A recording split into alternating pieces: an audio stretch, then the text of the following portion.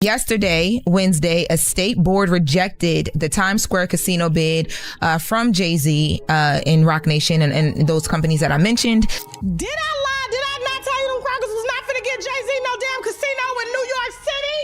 Did I not tell y'all that? This man done would've took a loan against his house because they wouldn't even give him a loan to go and put a bid in on the casino because he had the owner of Caesar's Palace and then he had an ex-federal informant and mob ties bitch down there trying to put a bid on a casino to bring into Broadway. And there's a theme in Queens, and I know Nas is a part of this. Queens get the money. Sorry, JayZ, we win again. I just had to rub that in. JayZ is furious right now, and honestly, who wouldn't be? Imagine putting your name, your legacy, your billionaire power behind a flashy Times Square casino, only for the city to slam the brakes before it even takes off. Then just days later, Nas, yeah, that Nas, the same one who dropped Ether and burned Jay all those years ago, suddenly gets the official green light for his $5 billion Queens casino project. The timing is insane, almost like someone planned it that way on purpose. And then Queens Borough President Donovan Richards steps in, talking big to reporters, throwing shade like it's a sport, saying Queens gets the money. Sorry, JayZ, we win again. That wasn't just a diss. That was a full-on celebration right in Jay's face. Now the streets can't stop talking. Everyone's saying this doesn't feel like regular business. It feels personal, like the old Takeover versus Ether wounds just got ripped open again. Back then, that beef was legendary, and fans haven't forgotten a single bar. So when people see Nas shining while Jay takes an L, they're calling it straight betrayal. Here's how it all went down. JayZ was backing a massive Caesar's Palace casino plan for the heart of Times Square, a $1 billion move that was supposed to scream power and legacy. The man wanted to turn Broadway into his personal empire, the ultimate symbol of Brooklyn made it, but New York wasn't feeling it. The Broadway League came swinging, the locals pushed back, and the advisory committee basically told him, no, not here. Just like that, Jay's entire Times Square dream went up in smoke. And let's be real, JayZ doesn't take public L's. His whole image is built on winning, outsmarting, outshining everyone. So watching his plan crumble before it even hit the final stage, that's not just a setback. That's a dent in his mogul armor. He wanted Manhattan, the tourists, the flashing lights, the elite energy, the global attention. Instead, the city shut the door right in his face. Now here's the wild twist. While Jay's plan was dying in public, Nas was behind the scenes plotting a major comeback. The Queens Resorts World expansion at Aqueduct, with Nas backing it, just got the official green light. And this isn't some small project. This is a $5 billion game changer that could turn Queens into a mini Vegas. We're talking live table games, blackjack, poker, and craps, plus a massive concert hall, a sports academy with NBA legend Kenny the Jet Smith, and way more. This isn't just a casino, this is an entire entertainment kingdom, and Nas isn't just showing up for photo ops, he's got equity, he's in the game for real. So while Jay's casino dreams went up in flames in the bright lights of Manhattan, Nas just planted his flag in Queens, the same borough that raised him, and the streets are saying it loud. Nas won this round. Back when Jay was still grinding his way up, things between him and Nas started getting messy, fast. Jay wanted Nas to pull up and make an appearance in the Dead President's video, but Nas never showed. So what did Jay do? He went ahead and sampled Nas's voice for the hook without even asking. That one move lit the fuse for years of tension. Nas was not feeling it at all. From there, things started to quietly boil. Jay was rising fast, making bold moves, and it looked like he was gunning straight for Nas's crown. Nas, on the other hand, saw Jay as the young upstart who needed to slow down and respect the hierarchy. That unspoken tension never went away, it just kept growing.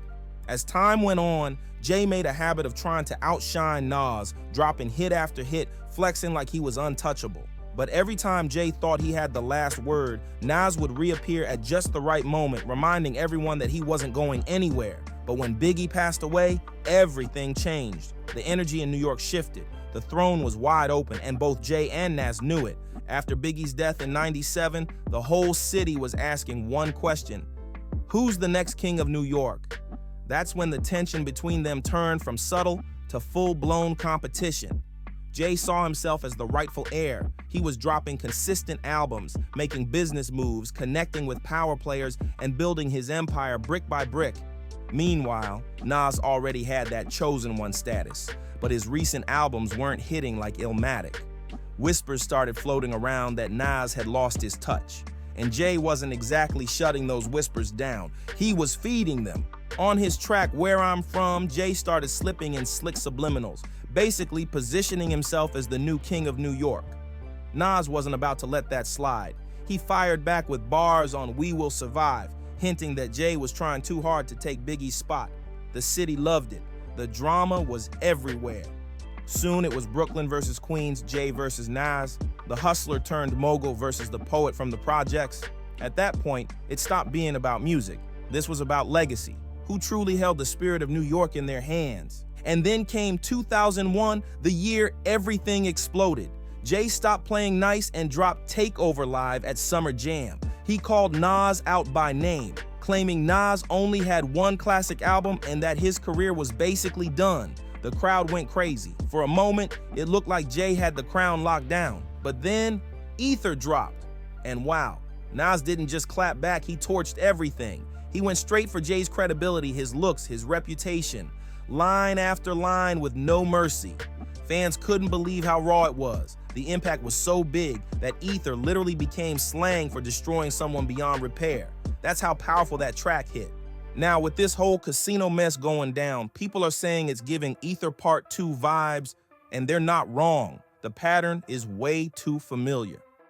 Jay comes in confident, talking big, acting like the win is guaranteed, and then Nas slides in, quiet but deadly, and walks away with the victory nobody saw coming. And just like back then, Jay didn't take that L quietly. Right after Ether, he fired back quick with Super Ugly, and that's where things got extra messy. Within days, Jay rushed out the track, but instead of keeping it sharp and lyrical, he went for low blows, bragging about being with the mother of Nas's daughter. Yeah, Jay really thought that was gonna earn him points, but it completely backfired. The public wasn't impressed. It made him look desperate, not dominant. And ever since then, every time Jay takes a public loss and Nas gets a quiet win, the fans bring it all back up like it never left. This isn't just Nas versus Jay anymore. This is Queens versus Brooklyn all over again. And if you know New York hip-hop history, then you know how deep that rivalry runs.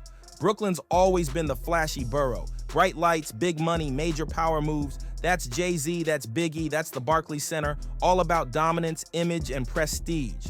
But Queens, that's the grind-heavy underdog borough that built legends like LL Cool J, Mobb Deep, Nicki Minaj, and of course, Nas. Queens carries a different type of energy, gritty, raw, and proud. So watching Nas secure that massive casino win while Jay takes a public L, oh, that hit the city hard. It brought back that old school borough pride like it never left. When Jay's Times Square plan got shut down in the middle of Manhattan and Nas swooped in to lock down his Queens project, it felt like the city itself was sending a message. Brooklyn slipped, Queens delivered. And for the people who remember the Ether era, it's impossible to ignore the deja vu.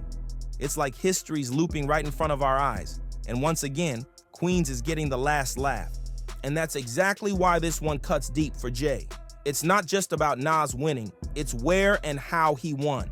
Right on his home turf, with the entire city cheering him on and the headlines praising him like a hero. That's the kind of spotlight that stings, especially for someone like Jay who's used to controlling the narrative.